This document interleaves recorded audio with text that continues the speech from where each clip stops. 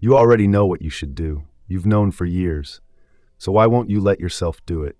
You make the promise, this Monday, this time, for real. And something in you, quiet and certain, has already decided you won't. You call it weakness, laziness, no willpower. You call it not wanting it badly enough. It isn't any of those. Someone inside you is voting against you, and every time they win. This is what it feels like to betray yourself, to swear you're done and watch your own hand reach for it anyway. And the reason it keeps happening isn't a flaw in you. It's a person inside you, small, frightened, frozen at the age something first went wrong. That is the core of a book called No Bad Parts by the therapist Richard Schwartz, the founder of a model called Internal Family Systems. After thousands of clients, Schwartz reached a conclusion that sounds insane until you catch it running in your own head. You are not one person. You are a crowd. And the ones sabotaging your life are the ones trying hardest to keep you safe. For what follows, why you're not a single self but many, the three kinds of parts running your life without your permission, why every attempt to fix yourself only turns them against you harder, and the one move that ends the war for good. Ready? Let's do it. This is an artificially aware original production.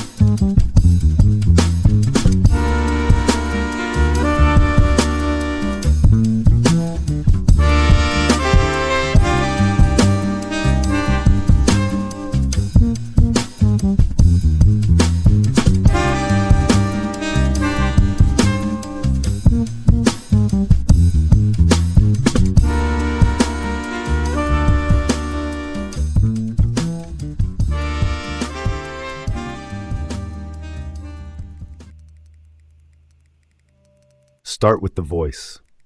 The one that just spoke up a second ago when I said fix yourself. The one that either rolled its eyes or leaned in closer. That was not you. That was a part of you. Schwartz's entire model rests on a claim that feels strange right up until the moment you notice it firing. Your mind is not one unit with one will. It's more like a household. A full house of members, each with its own age, its own fear, its own job to do. Most days, one or two of them grab the wheel, speak in your voice, and you never once suspect they aren't you. You don't have a mood, you have a member of the household stepping forward. That knot of dread on a Sunday night, that's not you being anxious. That's one part, with one fear, taking the microphone. The confidence you feel walking out of a good meeting, another part. The voice at 2 a.m. that lists everything wrong with you, another. You've spent your life narrating all of it as a single I. Schwartz's work begins the moment you stop. Because once you see these parts as separate from you, the entire game changes.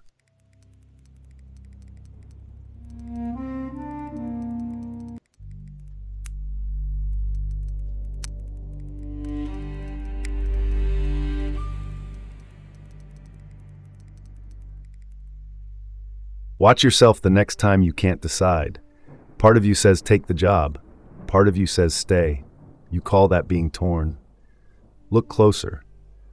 Those are two voices, two positions, two members of the household arguing across the kitchen table, and you are stuck in the middle, pretending to be one confused person who can't make up his mind. You're not conflicted, you're outnumbered, and you never even learned the names of the people voting.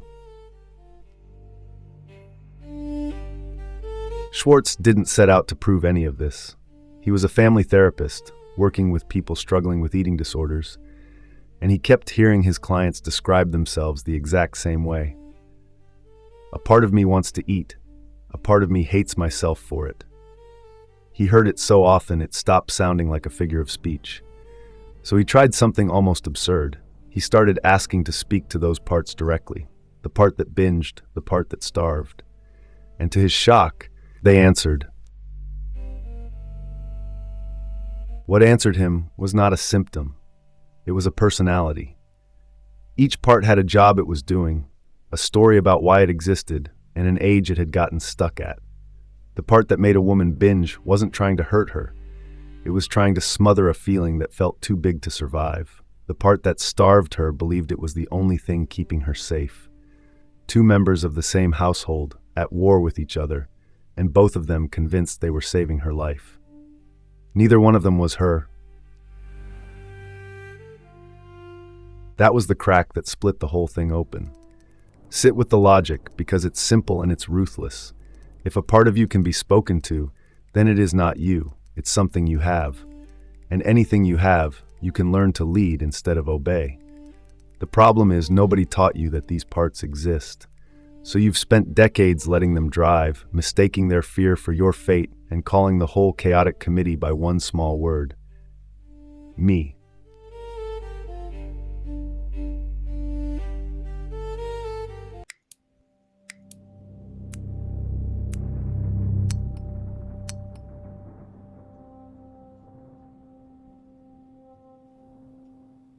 Schwartz found the household tends to organize into 3 roles. Learn them, and you will never watch your own behavior the same way again, because you'll start catching them in the act. The first role is the one nobody wants to look at. The exiles. These are the young ones, the parts that took the original wound, the humiliation, the abandonment, the day you decided you were too much or not enough or fundamentally unlovable. They are frozen at that exact age, still holding the pain, still living in the moment it happened. You already know where yours lives. Everyone does. It's the memory you flinch away from before it even fully forms. The specific one, the playground or the kitchen or the phone call, the moment you learned something about yourself you've spent every year since trying to disprove. You don't go there. And that flinch, that instant turning away, that's not you being over it. That's the whole system doing its number one job, keeping the basement door shut. The exile isn't gone because you refuse to look at it. It's running your life precisely because you won't. You keep them locked in the basement because the feeling they carry is unbearable. And here's the thing you need to understand about your own life. Almost everything else your mind does, all day, every day, is built around a single goal. Never let the exile out. Never feel that again. The whole elaborate machine of your personality, the habits and the defenses and the routines, a lot of it is scaffolding around one banished child you're terrified to hear from. Which brings us to the second role, the managers. These are the parts that run your days, so the exile stays buried. The inner critic who tears you down before anyone else gets the chance. The perfectionist who can never let a thing be finished. The planner lying awake at 3 a.m. rehearsing tomorrow. The people pleaser who reads a room and shrinks to fit it. Look at that list again, because you probably just called it your personality. It isn't. It's your night watch. Exhausted parts, doing a job they took on when you were small, keeping a wound from surfacing. Understand how tired the managers are. Some of them have been on shift for 30 years without a break. The inner critic isn't cruel for sport. It's convinced that if it stops running you down, you'll get sloppy, get exposed, and end up humiliated the way you were the first time. It's a frightened part, parenting a child that never got parented, using the only tool it was ever handed, control. It looks like discipline. It looks like your standards. It's actually a guard who never got told the war was over. Picture Marcus, 42, good at his job and quietly miserable. He rereads every email 4 times before he sends it. He rehearses conversations in the shower. He has never once in his adult life felt that a piece of work was finished, only abandoned at the deadline. Everyone calls him thorough. Marcus calls it a cage. What's actually running him is a manager part that learned, somewhere around age 9, that the only time the criticism at home went quiet was when the work was flawless. So it made flawless the price of safety. 30 years later, it's still charging that price. on every email, in a life where nobody's grading him anymore. The part isn't broken. It's loyal. It's protecting a 9-year-old who just wanted the adults to stop finding fault. And Marcus has spent years trying to just relax, trying to fire the one part, still certain that relaxing is what gets him hurt. And then there's the third role, the one that ruins your Mondays. The firefighters. When something slips past the managers and the Exiles' pain breaks through anyway, the firefighters kick the door down. Their job is to put the fire out now, right now, whatever it costs. The binge, the bottle, the endless midnight scroll, the rage that says something you can't take back, the fantasy you vanish into for 3 hours. Firefighters do not care about consequences. A fire doesn't stop to weigh consequences. They just need the pain gone for 1 more hour. You know these ones intimately because they're the behaviors you hate about yourself, the ones you've sworn off 100 times. And here's the cruel joke buried in the design. The more brutally you fight a firefighter, the more brutal it gets. Because it's not fighting for the fun of it. It's standing between you and a pain it believes will destroy you. Attack it, and you haven't removed the reason it exists. You've just given it one more emergency to manage, which is exactly where your entire strategy for fixing yourself falls apart.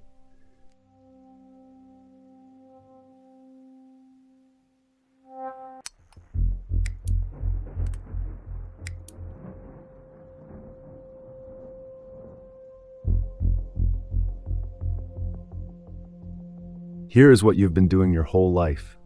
You feel a firefighter move, the craving, the lash of the critic, the urge to numb out, and you name it the enemy. Then you attack. Discipline, shame, a hard January. You try to starve it out, white-knuckle it down, delete it from yourself by force. And for a week, maybe 2, it works. You feel powerful. You feel like you finally got the upper hand. Then it comes back, and it comes back with reinforcements. You never attacked a bad habit. You attacked a protector. A part standing guard over a wound, doing the only job it knows how to do. And when you attack a guard, it does not resign. It digs in harder, because now it's defending against 2 threats instead of 1. The old pain it was always afraid of. And you, the person now trying to tear it off its post. Every self-improvement war you've ever waged has quietly taught your own protectors that you are dangerous. So they brace harder. You didn't fail at discipline. The mechanism did exactly what it was built to do. It protected the wound from you. Elena is 31. Every Sunday night, she makes the vow, no drinking this week. This is the week she gets it together, for real this time. Monday, she's iron. Tuesday, iron. By Thursday, something starts to build, some old ache she can't name rising up under her ribs. And by Friday, she's 3 glasses in and drowning in self-hatred, promising herself that Sunday it starts again. She's certain the drinking is the problem. It isn't. The drinking is the firefighter. Underneath the wine, there's a part of Elena that is 8 years old, sitting at the top of the stairs, listening to her parents scream at each other in the kitchen, learning, in her small body, that the feeling rising in her chest will swallow her whole if she ever lets it land. That 8-year-old is the exile. The wine is not the enemy. The wine is a bucket of water thrown on a house that has been quietly burning since she was 8.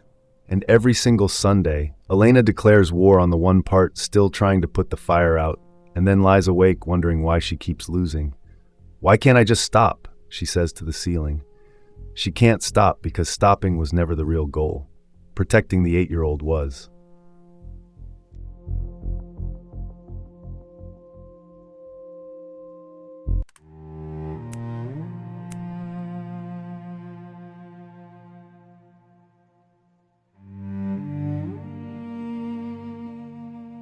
This is why Schwartz gave the book the title he did.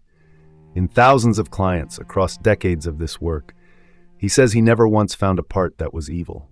Not one. He found good parts stuck in terrible jobs. He'd meet the cruelest inner critic a person had, a voice that called them worthless daily, and he'd ask it a single question. What are you afraid would happen if you stopped? And the critic would answer, almost every time, something like, then he'll get his hopes up and reach for something and get crushed, the way he was last time. The critic was never attacking you. It was bracing you for an impact it still believes is coming. Because that's the other thing about your parts. They're frozen in time. The critic, the firefighter, the exile, they're all stuck in the room where they first took the job, still holding the moment you decided the world wasn't safe. They never got the memo that you grew up, that you have resources now you didn't have at 7, that the danger passed. As far as they know, it's still the worst day of your life, and it's their job to make sure it never happens again. You're not being sabotaged by enemies, you're being run by children who never found out the war ended. And here's what should raise the stakes past your own life. The wounds you never turned toward don't just stay yours.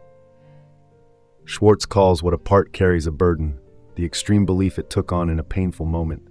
I'm not enough. Love is dangerous, never need anyone, and burdens get handed down. The father who was never once allowed to cry raises a son who learns, without a single word spoken, that feelings are a threat to be managed.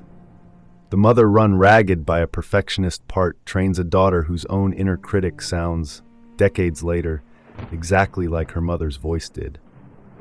You didn't invent most of your parts. Some of them you inherited. Protectors passed down a family line like furniture, each generation guarding a wound it never even got to see. So the war you refuse to end isn't only costing you, it's the inheritance you're quietly packing for everyone who comes after. Notice something right now. In the last minute, a part of you may have judged this, filed it away as therapy talk, or judged you for needing to hear it at all. Don't fix that reaction. Don't argue with it. Just notice that it happened entirely on its own. You didn't sit down and decide to feel it. It fired. That's a part speaking in your voice so fast and so familiar that you've spent your whole life mistaking it for the sound of your own thinking. And that tiny gap you just felt, the half second where you noticed the voice instead of simply being the voice, hold on to that. That gap is the entire thing. That gap is the door out.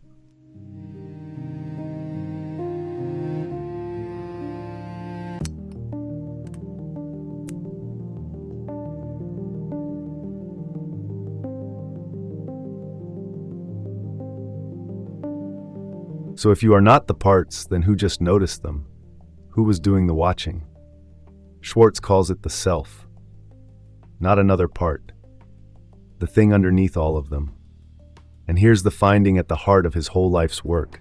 The part that sounds too good to be real. You don't have to build the self. You don't earn it, train it, or install it over 10 years of work. It's already there. It has always been there. And it comes online the instant a part is willing to step back, even an inch. He watched it happen thousands of times. A client would separate from a part for just a moment, and something would shift in the room.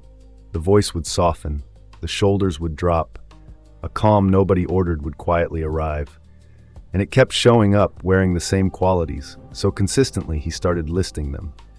Calm, curiosity, compassion, confidence, a kind of steadiness that isn't trying to fix anything or win anything, just present enough and unafraid enough to finally listen to the frightened part instead of fighting it.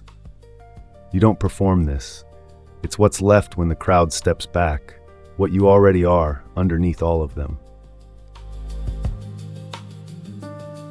You felt it before. You just never had a name for it. That unhurried clarity in the eye of a real crisis when everyone around you is panicking and you go strangely quiet and simply do the next necessary thing. The moment with a friend in pain when you finally stop trying to fix them and just sit there fully present, and it turns out that was the help. That wasn't a part doing its job. That was the thing underneath them, stepping forward, because for a moment nothing in you was frightened enough to block the door. The self isn't rare because you lack it. It's rare because your parts are usually crowded so far forward there's no room for it to come through. That stepping back has a name, unblending. A part is blended when it's wearing you, when its fear is your fear, Its voice is your voice, and there's no daylight at all between you and it. That's the state you live in most of the time without knowing it. Unblending is just the half second of daylight. You are not getting rid of the part, not deleting it, defeating it, or fixing it. You're stepping back far enough to see it standing next to you instead of wearing your skin. And from there, only from there, you can finally ask it the question that ends the war.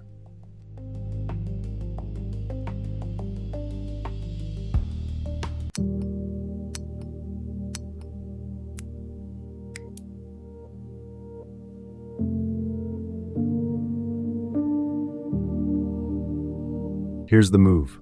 4 steps. Test it the next time a part grabs the wheel, the craving, the critic, the spiral, whichever one you know best. 1. Find it in your body. The tightness in the chest, the heat climbing your neck, the pit in your stomach. Parts don't live in theory, they live in physical sensation, and the body is where you catch them first. 2. Unblend. Say it plainly, silently in your own head. A part of me is feeling this. Not I am furious. A part of me is furious. That one word, part, is the daylight. It's the whole trick hiding in plain sight. 3. Get curious instead of hostile. This is the step you'll want to skip because your reflex is to fight or to fix. Don't. Ask the part one question and then wait. What are you afraid would happen if you stopped? Don't argue with the answer. Just listen for it. 4.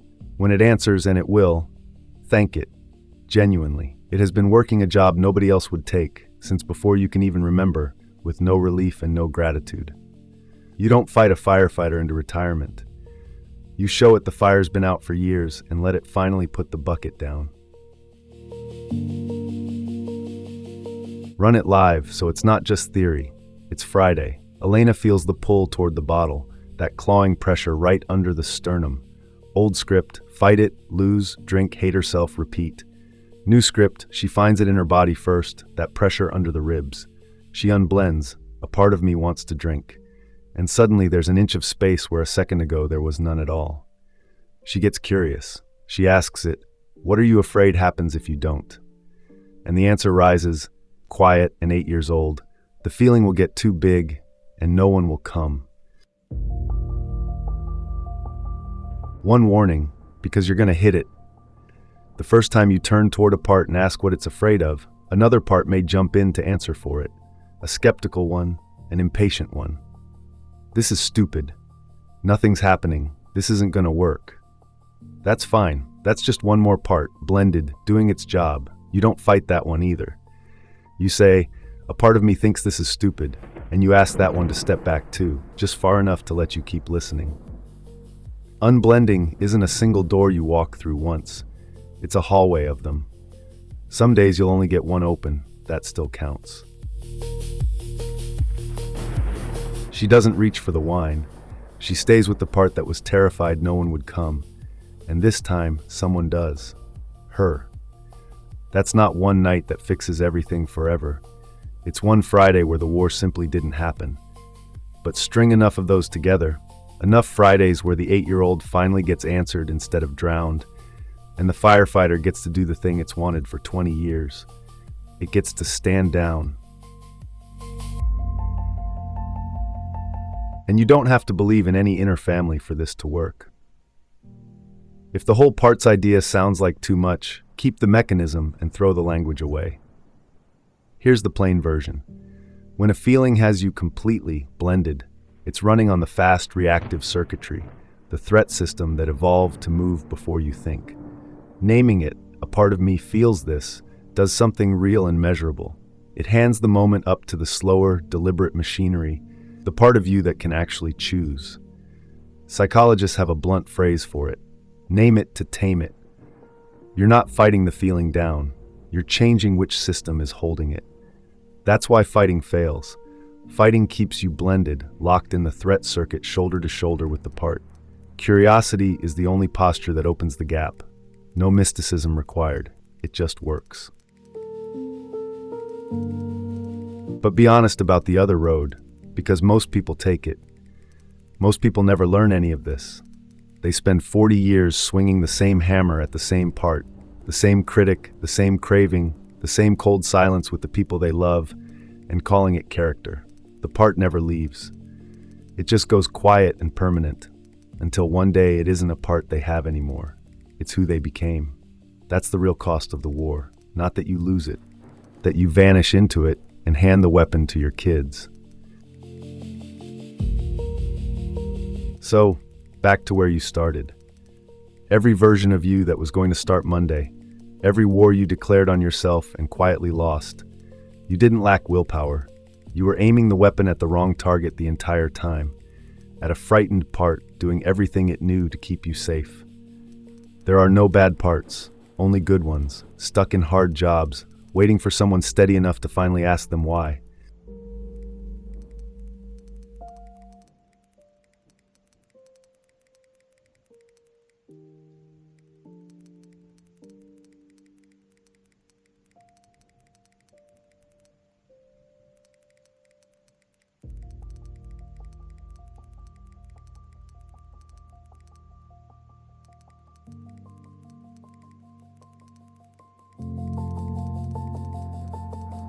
And one last thing, because I did something to you on purpose.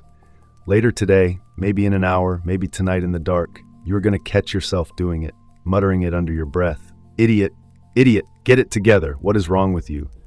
You do it so often you don't even hear it anymore. But today, you will. And when you do, I want you to stop right there and ask that voice one question. What are you so afraid of? I've just turned your own inner critic into a doorway. You're not going to be able to unhear it now. You're welcome.